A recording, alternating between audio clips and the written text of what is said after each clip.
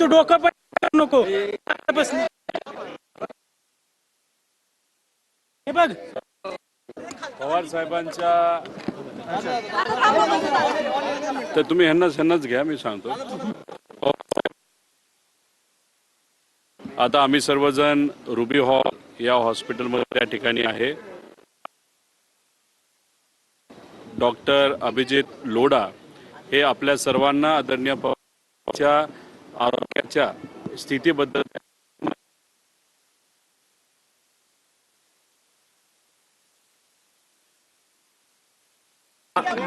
माझं नाव डॉक्टर अभिजित लोढा आहे. मी पवार साहेबांना बघतो आहे. थोडंसं फिजिकल एक्झर्शन झाल्यामुळे छातीत कफ झालेला आहे, म्हणजे छातीत थोडंसं कंजेशन आहे आणि आम्ही योग्य त्या तपासण्या पाठवलेल्या आहेत आणि ट्रीटमेंट चालू आहे. आत्ता कंडिशन एकदम स्टेबल आहे आणि तपासणी आल्यावरतीच आम्हाला जे काही त्याच्यात बदल करायचा असेल ते बदल करू. आत्ता तपासणी कंडिशन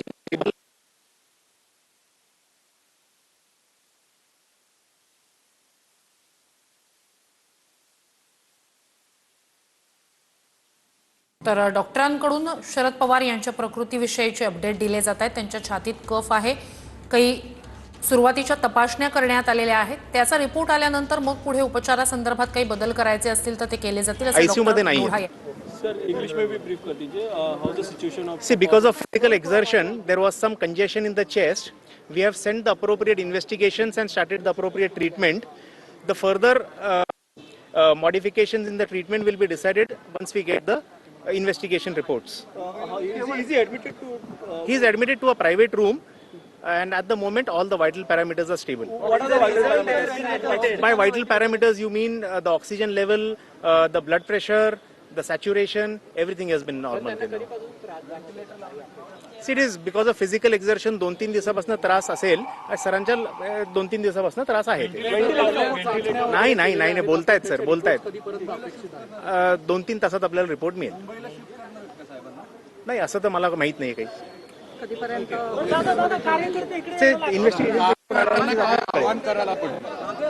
मी सर्व कार्यकर्त्यांना विनंती करतो, आपण अजिबात हॉस्पिटलला येऊ नका.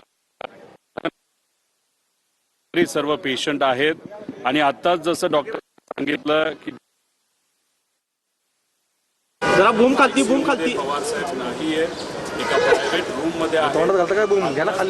मी स्वतः चर्चा करून आलो आहे. त्यामुळे टेन्शन घेण्यासारखं अजिबात नाही. गेल्या 12-13 दिवसामध्ये फिजिकल स्ट्रेस तुम्ही बघितलं असेल. पवार साहेब स्वतः बऱ्याच भेटत होते, त्याच्यामुळे थोडासा स्ट्रेस आला आणि आपण जरा कंजेशन कफ हा थोडासा काही प्रमाणात तिथं झालेला आहे.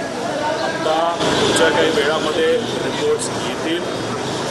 माझ्या अंदाजाने इथंच 1-2 दिवस ठेवलं जाईल आणि गाडीनीच त्याच्या प्रायव्हेट गाडीने मुंबईला सायमनला त्या ठिकाणी गेलं जाईल. कृपा करून इतर पेशंटच्या हितासाठी कोणीही गर्दी करू नये. पवार साहेबांना त्या ठिकाणी भेटता येणार नाही, कारण का इथल्या हॉस्पिटलचा प्रोटोकॉल हा योग्य पद्धतीने फॉलो केला पाहिजे असं सुप्रियाताईंचं आणि आमच्या त्या ठिकाणी मत आहे. मुंबईला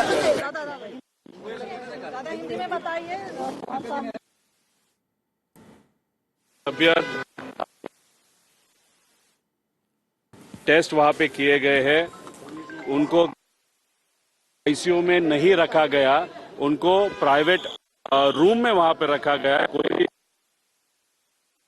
भी नहीं लग रहा. जब भी रिपोर्ट आएगा उसके बाद डिसाइड किया जाएगा कि उनको कहाँ में रखा जाएगा या मुंबई में.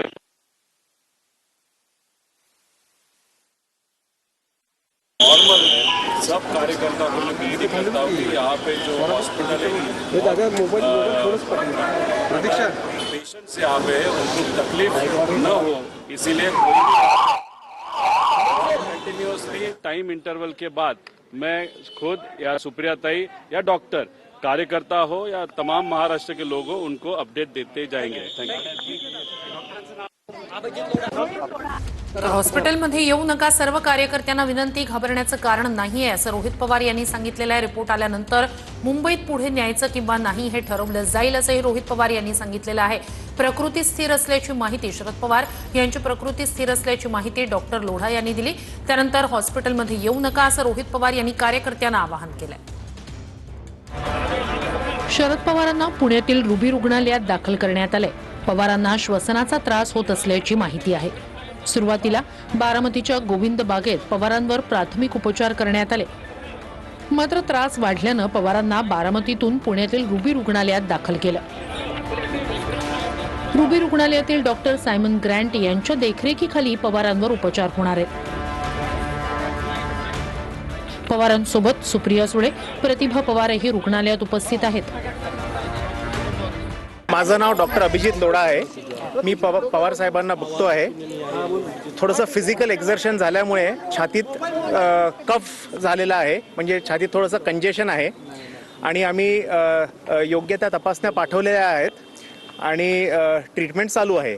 आत्ता कंडिशन एकदम स्टेबल आहे आणि तपासणी आल्यावरतीच आम्हाला जे काही त्याच्यात बदल करायचा असेल ते बदल करू.